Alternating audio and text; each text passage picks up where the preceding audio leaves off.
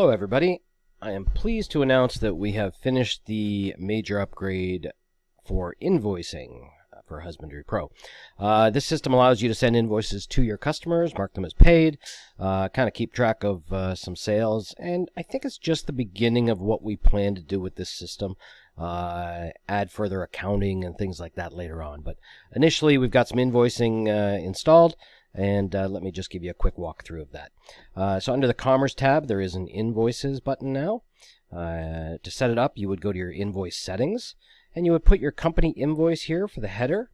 You would put your logo for the invoice, and then you would put an invoice or a notice for the bottom of the invoice there, and select your default tax type and hit Save. Once you've done that, you can then create your first invoice. So you would click Add Invoice, and you would select your customer. So I'm going to go ahead and select a test contact here. There we go. And you would do your invoice date, due date if it's a due date for, if you have a due date for paying it. And then you've got your items here. So you can add items, but first there's one default. So let's go ahead and put ball python, and then the item description would be 0.1 freeway ball python 2021, quantity 1, $1,200. And if we want to add a second one, we're going to add cocoa block. And 1 kilogram bale. I think it's bale. There we go.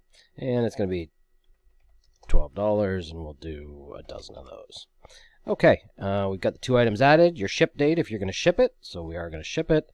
Ship via Reptile Express. The amount would be $47 for shipping, and a specific message for this one invoice at the bottom, and let's just put a thank you on it.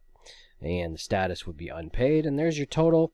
It's got the tax there. You can change the tax here for the per items or for each invoice instead of using the default, but it does default it there. You would then save the invoice, and then it would add it to your list here. So you can view the invoice, which is just a detail of what is on the invoice. You can edit the invoice, which would go back and start editing, change the complete invoice from the way you entered it. You can download it to your PC. You can view the invoice. And from view, you can also print it. Print it here, or save it again, or go back. You can mark it as paid, so you click that. You put the amount in, date, and some notes on how the payment was done.